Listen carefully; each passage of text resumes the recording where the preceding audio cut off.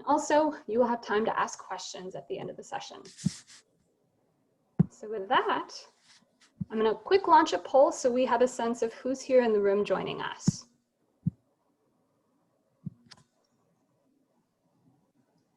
So our first question is, what NAFSA knowledge community do you most identify with? And please select all that apply. You're part of Education Abroad, International Student Scholar Services, Enrollment Management, Teaching, Learning, and Scholarship, and International Education Leadership.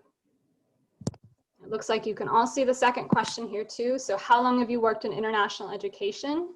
0 to 3 years, 3 to 5 years, 5 to 10 years, or more than 10 years? And then, how familiar are you with the NAFSA Academy? Very familiar, somewhat familiar, just a little bit, or not at all?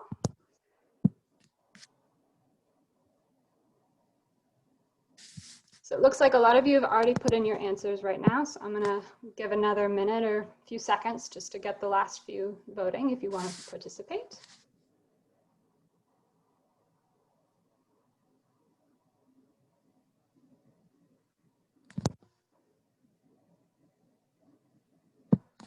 Okay, I'm gonna go ahead and end the poll. So just a little bit, we have folks from EA with ISS following closely behind. Most of the room, it's a split between the 0 to 3 and the more than 10. So hopefully that's potential trainees, but also some coaches. Wouldn't that be cool? And then it looks like most of us are somewhat familiar with the NAFSA Academy. So you can see those results. Great. So with that, I'm going to turn it over to Katie Irwin to get us started. Great. Thank you so much, Emily. Let me share my screen.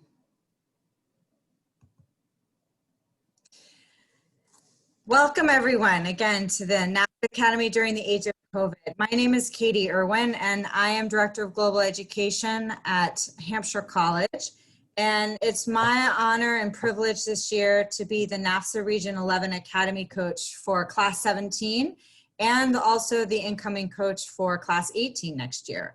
It has been such a pleasure being able to work with this amazing group of trainees in our cohort. You'll get a chance to hear from 4 of them today. We have 6, and it's just been quite a year for everybody. We all know what the challenges have been, but working together as a cohort, I think you'll hear that this has been quite a rewarding experience for all. And for me, it's been especially grounding, and it is a positive reminder of what we do in IE every day. So for those of you who've been in the field a little bit and are trying to think of ways to be involved in NAFSA, I encourage you to think about being a coach, because it's quite a rewarding experience. So today what we're going to be talking about is we are going to, hold on.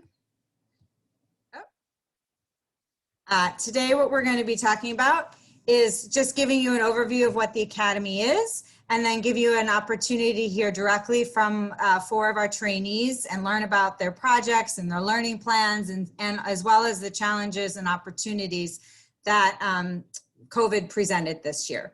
So before we get to them, before I introduce them, I'm just going to go over a little bit about what the Academy is. It is a year-long training program that introduces all of the different areas and knowledge communities within IE. You don't have to be in any particular area. It happens that a lot of our cohort is in ISS this year, but that is not always the case.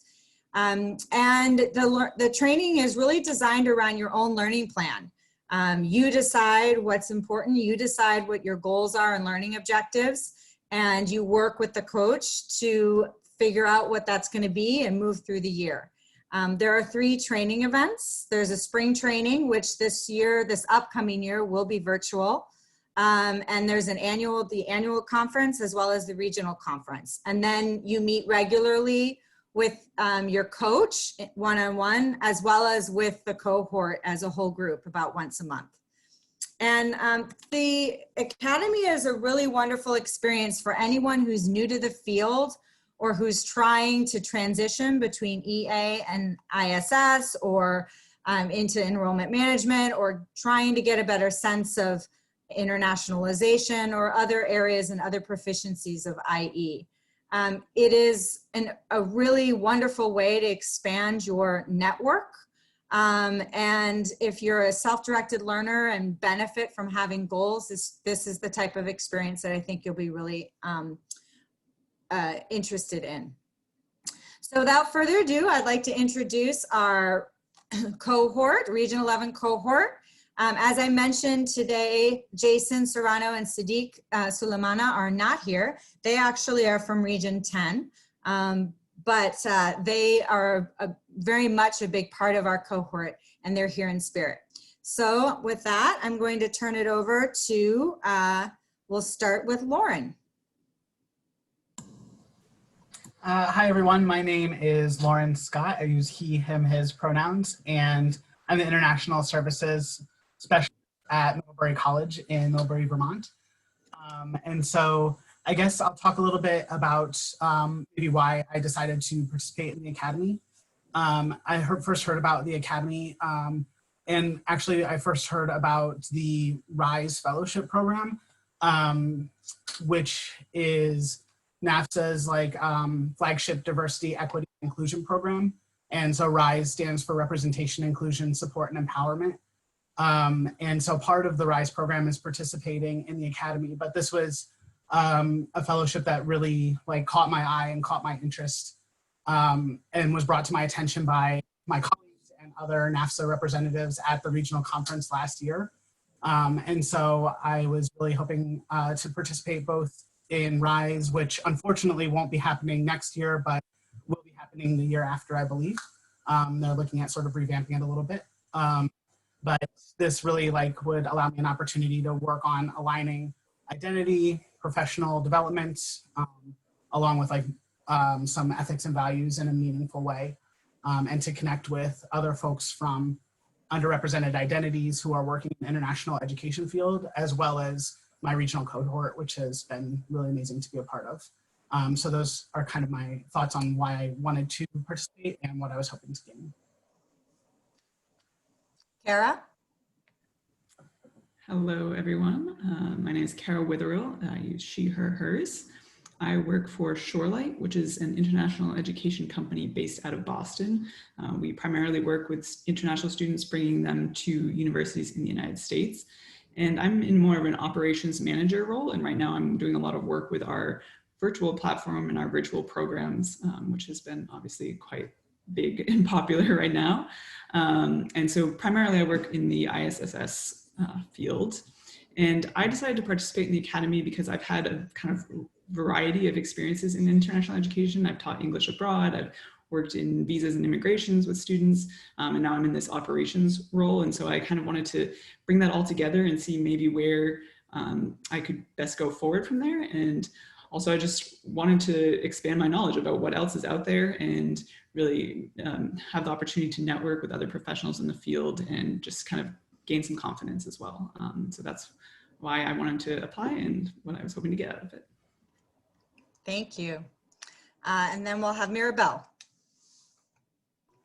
Hi everyone, my name is Mirabelle Tseng. I'm the Assistant Director at the Office of International Student Life at Worcester Polytechnic Institute.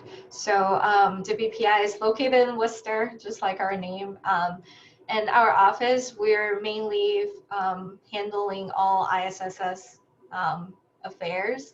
But the reason why we name our office Office of International Student Life is because we want to support our students, not just immigration questions, not just paperwork, but we actually want to be there for them. And we're a pretty small office, and that's also one of the reasons why I decided to participate in the Academy, because my direct supervisor, Colleen, and I think she's also here today, and also my former coworker, Kate, they've both been through Academy training, and they told me how beneficial it actually was for them. And that's also why I decided that, yeah, I need to do this. And at that time, I just came back from a recruitment trip for I was a representative for our admissions office, and I was sent to China. And that kind of opened my eyes on there's so many different areas and just so many components in international education. And I realized that I would love to learn more about different knowledge areas. And yeah, the Academy has offered me a lot of opportunities to get to know my coworkers that are not in ISSS field. And yeah, it has been amazing. Thank you. Thank you. And lastly, Po-Wei. Hi everyone, my name is Po-Wei Weng. I'm the chair of the language department and international student advisor at the Cambridge School of Weston. I think I'm the only one this year trainee is from independent school. And at the CSW, so my work can include everything about or related to international student from international student programming to education abroad and internationalization. So basically, only one thing not in my hand is the DSO work, but all other things related to the international student are on my plate. And before COVID-19 this year, one of the major tasks for me is to create a new global education program, which will include all things into a centralized office. So that was the motivation for me to explore more. I want to understand, I want to look at all the areas that get the solid knowledge, and for me to create that program. So last year I went to the annual meeting, annual conference in DC. And so then that also that's where I learned about the academy. So I was very excited. So I applied, and I'm very happy about that decision. Thank you. Great. So, what is a learning plan? You're going to hear from Loren and also from Mirabelle about their learning plan process. As I mentioned before, it's an individualized plan. You have 2 to 3 objectives with goals and action steps that you work on with your coach to kind of refine. And I think what you'll find and you'll hear from our cohort is that it really is an ongoing process that is constantly evolving and shifting and changing. And it also involves reflection about the process and what you're learning. So that is very briefly what the learning plan is. And now I will turn it over to Loren to talk about the evolution of Loren's plan. Great, thank you so much. So for my learning plan, I wanted to use as a portion of this learning plan to use Facebook as a medium for essentially keeping track of a timeline of what has been happening, particularly over this last year. But this first post was from November of 2019 when I first was applying for the RISE Fellowship and the Academy. And so that has been like using this Facebook timeline was trying to keep me like sort of present, but also like be able to sort of pinpoint what's been happening sort of throughout the progression of my experience in the Academy. And gave like a good like visual timeline aspect to it. And so that's what I've been like working on as a part of my learning plan. And so it started with the application and like the excitement of being accepted into the Academy and the RISE Fellowship. And so the very first thing I did in addition to this was in January, I wrote my first version of my goals and plans, which you can see I wanted to do everything. And I wanted to do it all, and I was sure I could do it all in a year or 2. So this was what my initial learning plan looked like prior to going to the spring training in Atlanta in March. And the goals included like looking at internationalization, study abroad, enrollment, with like 3 or 4 needs assessments and manuals and working documents and research. And then I went to spring training, where I had a chance to meet with not only with Katie, our coach, but also with the RISE cohort. And it kind of helped me to like really change and adapt my initial enthusiasm for wanting to do everything. So if you go to the next slide, Katie, please. These are a few snapshots of some of my Facebook posts that kind of show, like, after spring training in particular, I really went back and reassessed what some of my goals were going to be, because I had kind of taken like a very enthusiastic approach, right? So, so from one of the things I learned from the spring training in Atlanta in March was from Katie, was like how some of my goals could be more in line with the work that I already do, so that I'm not creating a second job for myself. And that included like looking at a lot of like technology and virtual components that might be able to help my office in communicating with our students. And then also from the RISE cohort, like meeting with them during the spring training, it really helped me focus on how I can advocate for those who like share a similar queer identity as myself, and how my work can make the lives of others maybe not have to go through some of the experiences I did, like in studying abroad or something like that. Try and like help make that a little bit better especially for queer identified folks. And then also COVID started happening in our area right in spring training. So that was another thing that really was gonna shift my learning plan in ways I didn't know in March. COVID, I really had to focus on how much realistically can I do in this time and place and space.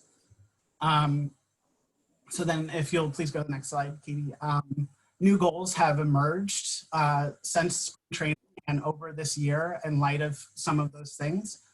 And so actually having our new student orientation be online this year actually worked really well with my goals of like wanting to look at technology and virtual components of connecting with students. So so both of those kind of actually ended up working really well hand in hand. And I worked on creating some videos for my office for the new students, and also for some of those that were returning and continuing. And we did a couple other things. And then also I'm building like resources to, like I said, for the study abroad component to help sort of dismantle some barriers. And then also I think looking at like really right now, there's been a resurgence of time and focus on social justice, like inequalities and inequities, that has given me an opportunity to develop goals around like anti-racism and other social justice issues, which weren't initial goals, but have become like very much a part of this process, particularly as I started posting about them on this Facebook page as well, and saw how they were wrapped up both in my development and learning, and also in what's going on in the world. Right now, like, I think going forward for the rest of the year, like keeping a focus on what's important to bring to my career and professional development with these goals, networking with people and connecting with other people in the academy throughout the country. And then, you know, hopefully being able to like bring some of these goals to fruition as we approach the end of the year into the future. So that's sort of how my learning plan has changed and developed, both as a result of being in the academy and doing spring training, but also as a result of COVID and the social dynamics of what's happening in our country. So that's what my learning plan has looked like. Thank you, Loren. Thank you very much. So now we're going to go to Mirabelle. Hi, everyone. I'm Mirabelle, and the reason why I put up this picture is because, well, that's my personal feeling, is that June, July, and August, I wouldn't say September, but June, July, and August, it was a blur. Things were happening so fast.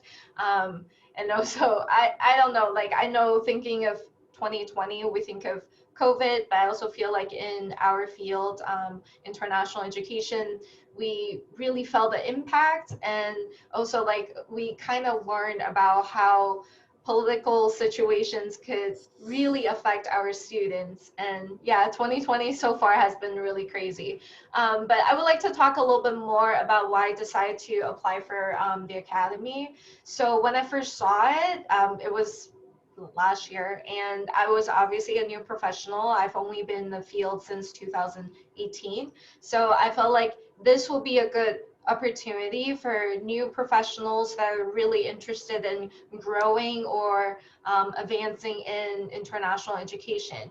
And I was an international student myself before. And I've always been really interested in working with international students and working with just in the field of international education. And after my recruitment trip, because that's actually not my normal job, I was sent on this recruitment trip, which was extremely eye-opening. I realized that we should build more bridges between different areas in international education. Like my office, this year we have been working a lot more with a missions office or another office that sends our students abroad, which is the EA part. So I kind of feel like being in the academy, it definitely has taught me a lot about different components and how we can all work together, because in the end it's education and we want to make sure we're getting the best for our students. So yeah, and what is learning plan for me? Well, it's a year-long learning progress, and I think in the beginning of the year I was thinking it's my goal, like I have to come up with 3 goals I want to achieve, but it's actually not that simple, because having a full-time job, you kind of have to think about what's needed as well, and also what you want to learn and what you want to get better at. And I think, Katie, if you would go to the next slide.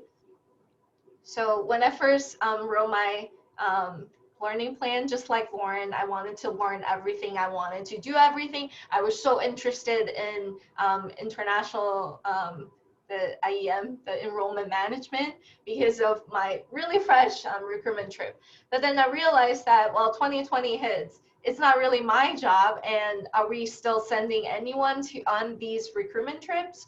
Not really. So I kind of had to adjust my goals. But I think Katie, my coach, she also brought up a really good point, is that don't think about what you can achieve in this year as well. This learning plan, it should help you continue to grow in the field beyond this year. So in the beginning, I wanted to learn about J1, not that I really work with J1 students or scholars, but I feel like it would be really beneficial for me, and that knowledge would prepare me to serve as just a resource in my institute. And I feel like when I was thinking about my goals and I went to spring training, I was kind of almost overwhelmed and also discouraged in a way, because I kind of feel like, if I'm learning these things, would I ever really be able to use these things? But yeah, so this is what Katie did to my learning plan. It was brutal, but thank you, Katie. Yeah, I think that's also another thing about Academy, is that you work with a really experienced coach. So you kind of have someone there to help you trim out things you don't really need and add in things that you will need. So I kind of feel like, for me, at least for my learning style, I think it's really important. I also know that a lot of people in NAFSA or NAFSA Academy, including my supervisor as well, a lot of people have went to SIT, and their learning methodology is really interesting, and I kind of experienced that when we went to spring training, because it's about brainstorming. It's continue to asking yourself what you want to learn and what questions you have. It was very interesting, actually. And here is my learning plan progress presentation that happened back in June or July. Oh my God, that seems so long ago. But at that time, I used my favorite online game, League of Legends, as the analogy for my learning progress, because, well, I don't know if anyone here has ever heard of this game, but my idea is that this, well, League of Legends is just like international education. It's a team game. It's very team oriented. You have to work with different teammates, different departments to actually achieve your common, well, mutual goal. And that's the reason why I use League of Legends as my analogy. And if Katie, if you would go to the next one more. Next one. Yeah, this one. So yeah, I use League of Legends to kind of talk about how I look at F1 advising and supporting skills. I would say before 2020, I was more thinking about we need to have knowledge. We need to make sure students ask us questions and I can answer most of the questions. But I would say because of COVID, our office kind of started to think about what else we can do for students.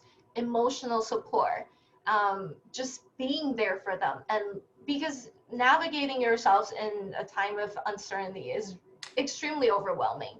And our students, they're so far away from home.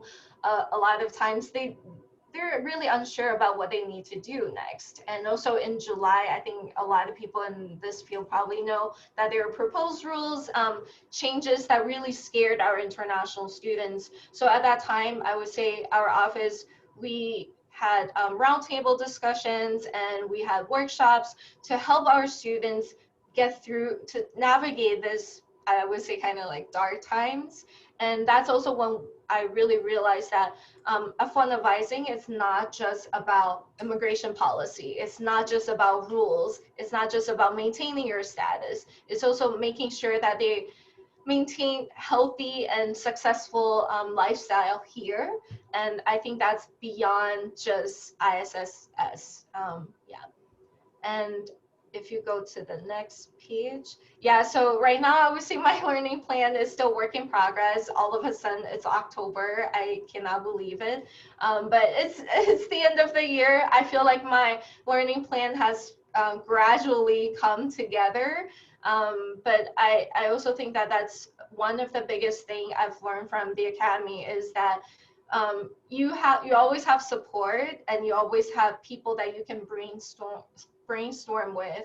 I personally think one of the biggest takeaways from being in the Academy is that you don't only get professional knowledge, you also get just personal support. And I feel like throughout the whole year, there are a lot of times I was so exhausted. I don't know if anyone has felt that way, but I was just so exhausted and I just kind of felt like I want to take a weekend off. But when I say these things, our cohort, everyone is so supportive because everyone is going through the same thing. And I feel like that's a really important thing about being part of the Academy is that you're learning with other people, but you're also encouraging other people to move forward. And I think for me, that's extremely important. Yeah, but yeah, my learning plan right now is still, it's not 100% finished, but yeah, it has come together and I've been feeling better about my learning plan. Yeah, thank you. Thank you, Mirabelle. Now we're going to hear from Kara and Po-Wei about projects that they specifically did so that you can hear a little bit more in depth about some of the things they chose to work on. So, Kara. Awesome. Thanks, Katie. So like Loren and Mirabelle were saying, my learning plan also definitely evolved. And one of the things I was finally able to hone in and focus on was education abroad. I've never worked in education abroad and have very little experience in that field. So I really wanted to use this opportunity to become more experienced and understand a little bit more what's going on. So I remember when I first started, my goal was like, learn about education abroad. And Katie was like, whoa, that's a big topic. So I definitely had to narrow it down, and I kind of decided to focus on advising within education abroad because I've done a little bit of advising in the international student world. So that's something that I enjoy doing, and I wanted to learn what it was like in the education abroad world. So my hope here is to kind of like show you what I did for a project, but I'm not going to really like give you the presentation of my project. I want to tell you more about how the Academy has really helped me do this project and kind of what I've gotten out of it. So what I decided to do was set up a survey to send out to education abroad professionals. So Katie, you can go on to the next slide, please. And so what I was hoping to do here is kind of just get an idea of what advising was like at different institutions based on size, based on type, and kind of what some of the different topics that were covered within education abroad advising. So what you can see here is what the Academy really helped me with was opening up this network and creating a network for me to use. So I was able to post within our LinkedIn group, within the NAFSA network groups. Katie was able to share out to her network as well, which was super helpful. So I was able to get a lot of feedback. And one of the really big things that the Academy has allowed me to do and help me with this project is that it's just given me a bit of credibility and kind of, people know the Academy and they understand it. So when you reach out to someone and say, hey, I'm working on this project as part of the NAFSA Academy, I was hoping you could take my survey. They're willing to help and they want to help you because they know it's a real thing and they want to help you achieve your goals. So that's been huge for me. And Katie, you can go on to the next slide. So right now I'm still kind of working on this project, still analyzing the results. This is just a little bit of what I've gotten so far, kind of analyzing the responses based on the size of the institution that respondents have been working at. And it's been really interesting for me to think, when I first started out, I was like, oh, education abroad, if you work at a really big institution, you're probably not doing one-on-one advising because you don't have time. And so far, all of the responses I've gotten, all the institutions, regardless of size, say they do one-on-one personal advising. So that's been really interesting and kind of throughout the process, seeing what I thought and then how that's kind of playing versus reality as well. But lastly, I think probably the best part of this and what my next step in this project is the networking. So in the survey, I asked if people would be willing for me to reach out. So my next step will be to actually reach out to the people that responded to my surveys and set up conversations and just really get that opportunity to talk to them about their role, thoughts they have about the field, and just really kind of keep the conversation going. And a huge thing, and as once the Academy is over, I don't want to just leave this project by the wayside. I think what's really important for me is, and also was kind of one of the reasons I joined the Academy to begin with, was figuring out my next career step, and maybe this is a field I want to go into. And not having any hard experience in education abroad yet, I think this is a really great way. So if I'm ever applying for a position within education abroad, I can kind of fall back on this and say, I don't have that hard experience within an education abroad office, but I've done this research and I've had a lot of conversations. So I have a good foundation knowledge of advising, at least that small bit of it.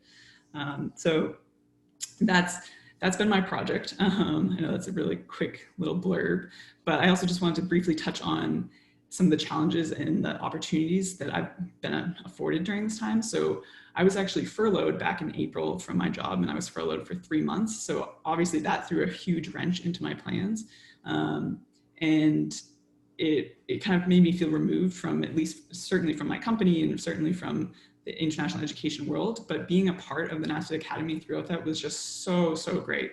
I was able to still keep going to my cohort meetings, have this connection with my cohort, and they were always sending me any job postings they saw. They were always sending them to me and helping me try to kind of navigate that. And so having that connection to keep me involved and to kind of keep me working on this project. And so when I came back to my company a couple months ago, I felt like I was still in it, still had that knowledge about education abroad, and I hadn't just been sitting on the sidelines the whole time, and international education in general. So I think that is all. Great, thank you, Kara. Now we have Po-Wei. Thank you. So my project, one of my important project is to create a faculty handbook for education abroad, because as I said, that one of my important tasks last year is to establish a centralized global education program. And when I think about it, when I have an office, one of the most important things to have a structure. And we need handbooks, we need guidelines, we need to have something concrete to help our different constituencies to know what to do, how to do. And so let's say, okay, let's start with something small, because when I'm holding the SMART goal template, I think, okay, I need to have something very concrete, measurable that I can accomplish. So I think, okay, handbook should be fine. And then I start planning, I start do the project, try to have the handbook layout, have everything from pre-program until post-program. So I put it there and I look at it, I feel, okay, that's good. That is something I can do. I feel comfortable with that. And then COVID-19 came. And since the COVID-19 came, and then everything changed the program be canceled, and our time needs to be redistributed. And and because also I'm sitting in the senior administrators team, and I also in charge of the language department, suddenly everything came to me. I need to take care of everything, from the department's curriculum redesign for the remote learning, and go to the summer, and we need to do a lot of reopening plan, and then we need to do all the teaching, learning, international advising program through the DI lens. So all these things all come together. So my time, my project being pushed away. And however, I think that Katie, through the time, helped me so much, and we started looking for what the resource we can have, and to get the information from different colleges, and also have introduced me the colleagues, and like Sarah is also in today's meeting, and it helped me so much to get all those informations I need, and I can start working. And then through this summer, we decided to, okay, let's reduce the amount to only 2 chapters. And so I focused now on the risk assessment, and also the risk management part. So yeah, and here you can see that's my table of content, and I put the things there, and I try to get the subcategories. However, when I still do that, I still encounter one thing, is that even I reduced it to only 2 chapters, it's still much more complicated than I thought, I expected, because a lot of things, when I get there first, I get too much, not enough materials. I have the materials from college, from high school, from independent school, and from private sections. I have so many materials, and then I realize I cannot just put the things there and copy and paste and to do little adjustment and then to meet them. No, I need to look at everything through the values, missions of my school, and also to keep that concrete enough for our faculty to be able to read and follow, but need to keep the flexible enough for them to be able to do different things or do adjustment when I'm on the ground. And so then I start do a lot of working around even language sentence or something. And here's one example of the part we have been, and Katie and I, and we've been put a lot of time. This is just one thing. We talk about the level of crisis. So we try to create something concrete enough for level 1, level 2, level 3, and make a definition of each level, and give some examples of a situation or crisis. And then we want to have an action plan for that. And then we discovered that, okay, the one thing is from which point, from which perspective that plan is designed for. Is from student-centered, or is actually institution-centered? Is trying to protect the student, to help the student manage that, or to actually to help the institution and to manage the risk for institution. And so those things we are discussing, and try to find the best way and to represent the true core value from my institution. So that's something we still working on. And so that's why the action part is actually not that easy to put, because they will depend, they will make that clear that plan is made for whom. Yeah, so that's one of the examples of my current work. So I really want to say that I would not have this scope if I wasn't enrolled in this program.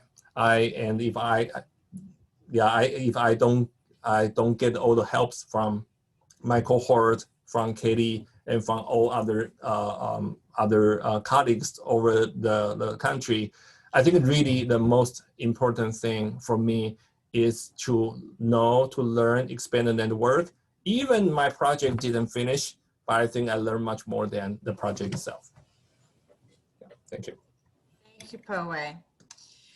So now you've had a chance to hear a little bit about each project or each learning plan. And now if all of you, some of you have already mentioned this, but if we can take just a few more minutes before we go to questions to talk about how participation in the Academy contributed to your overall professional development. So Loren, do you want to just address anything that you haven't had a chance to yet? Sure. So I think that several of things I have already mentioned, and as you can see are here on this PowerPoint, but I would say like what has contributed the most to my professional development is particularly like the RISE Fellowship specifically gave me the financial assistance opportunity to pursue the Academy and continue on for a second year of learning as a part of that particular program, but also like the networking, guidance, and mentorship from those like who are both new and have a lot of experience in the field has been just an invaluable contribution to my professional development, both in forms of conversations, interactions, and support. That has just been really amazing aspect to this year. Thank you. Mirabelle?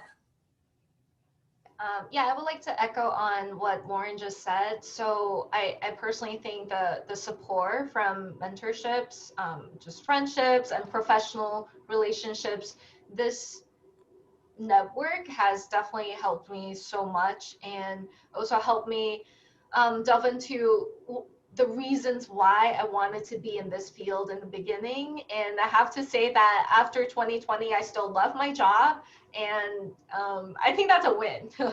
Yeah, and also the Academy definitely provided just a lot of different resources and workshops just to help you become more knowledgeable while also supporting you personally. But I would say that's definitely my cohort. I love them. Yeah.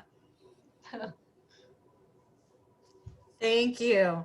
Po-Wei and then Kara.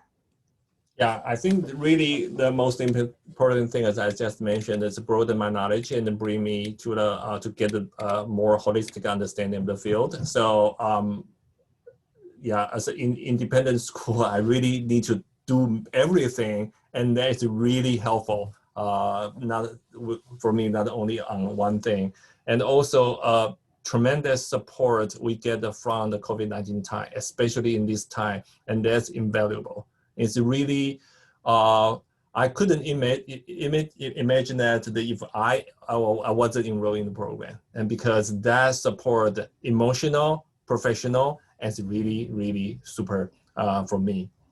And yeah, thank you. And then Kara.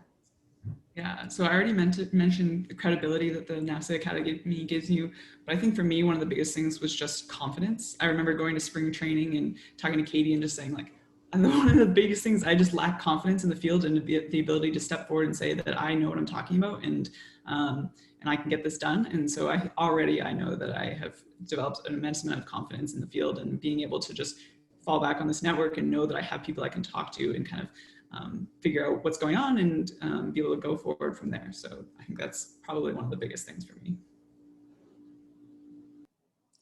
Thank you. Great, thank you so much. So we're gonna start opening it for questions. So if you have questions either that you want to put into the chat, but we'd love to hear from you.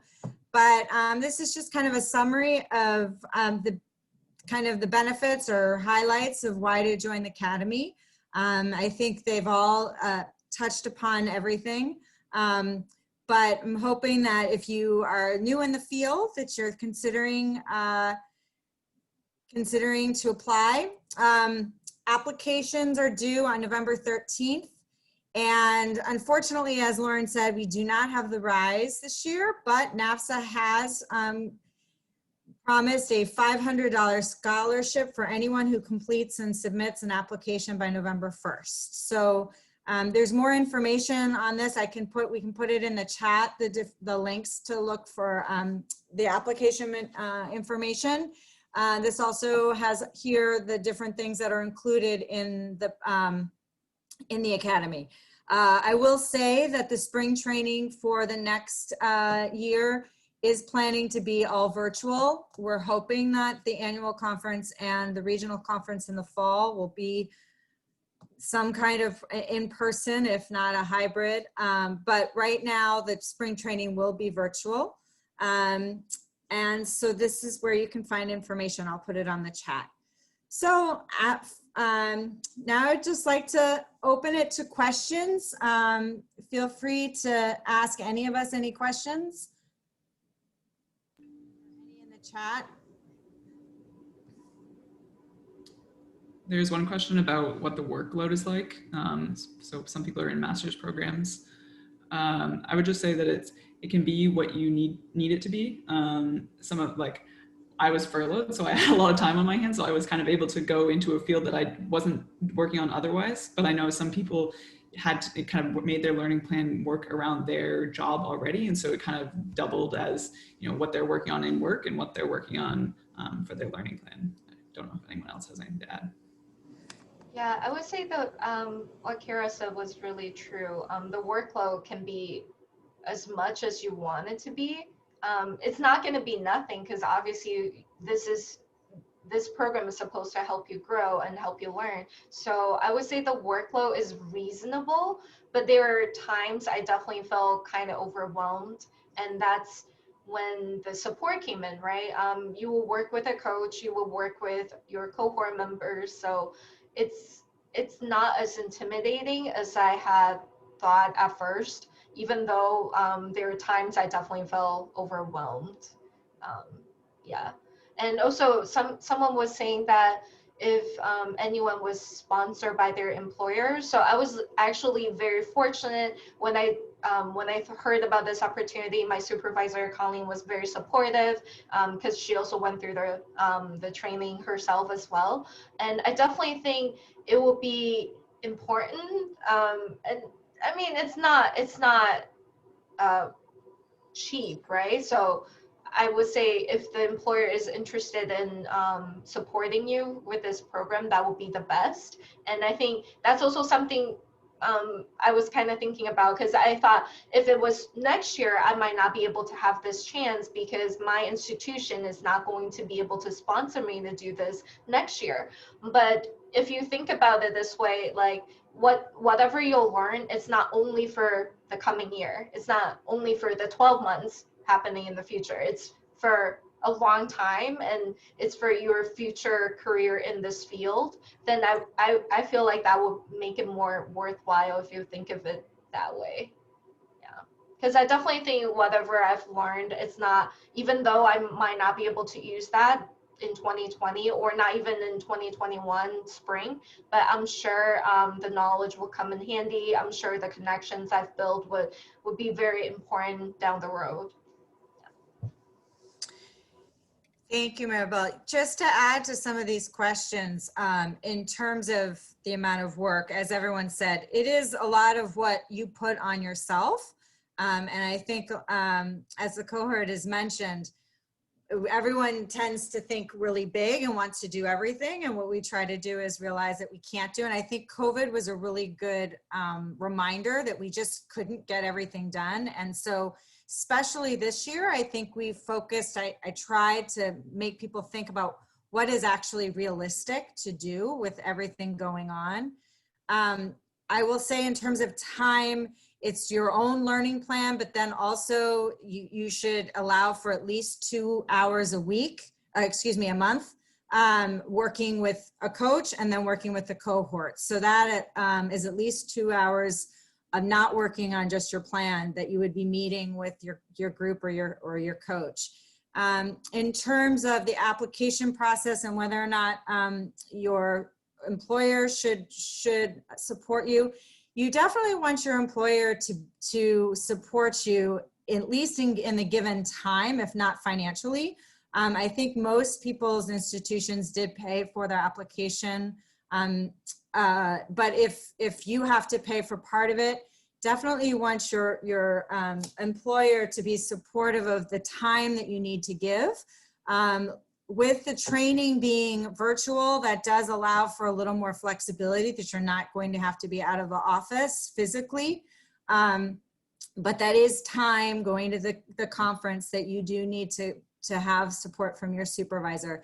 In terms of whether you have to have a job, I think in the past that's what people have encouraged, but we know that this year has just been a total challenge and people are losing their jobs. And as Kara, I think, mentioned, this is a really wonderful opportunity to kind of stay in the field. So I don't think it's an absolute that you have to have a job in order to participate.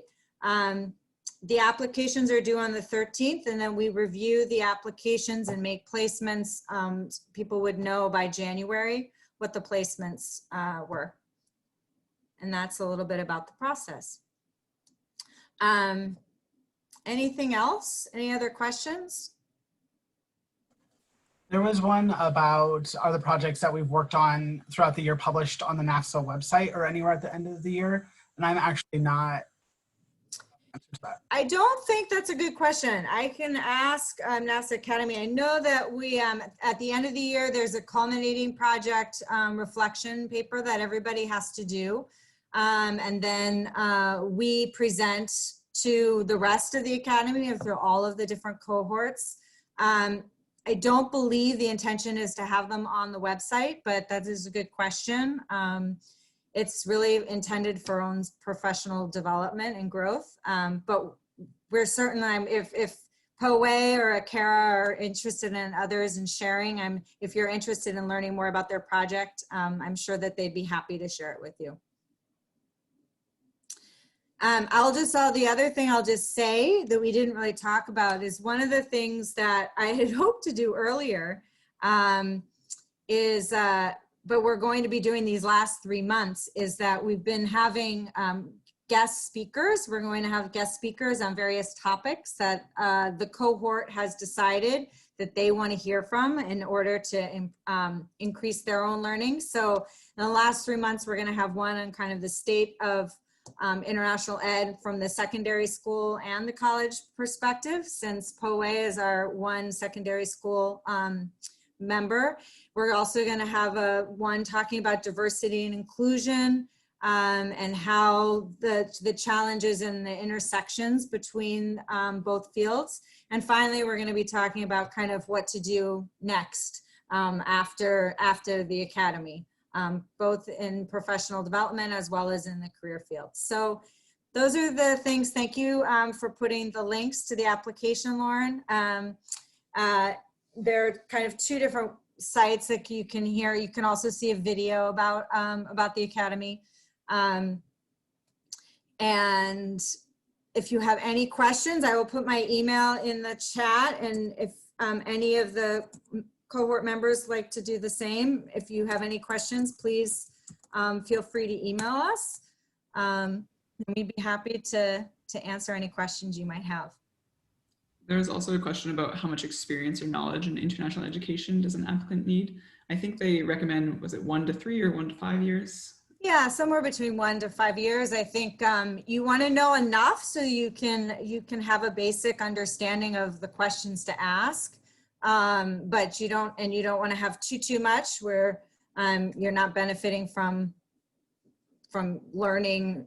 There actually, I will say, there's also, for those of you who are more experienced, there is a national cohort that is kind of the higher echelon of more senior administrators. But otherwise, it's about 1 to 3 years of experience in the field.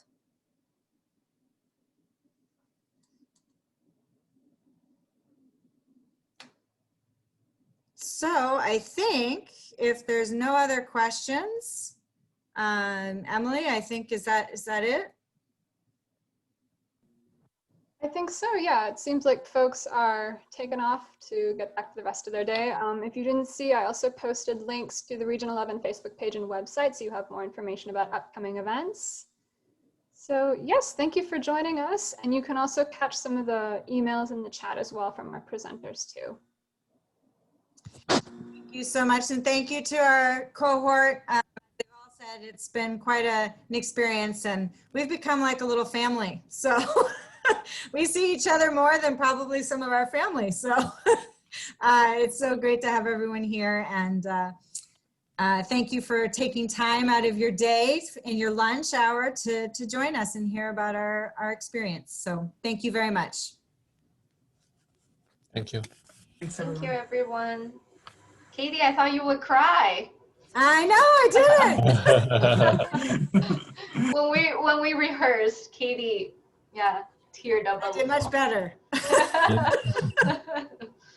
Told you we're a family. Thank you. Thank you, Emily.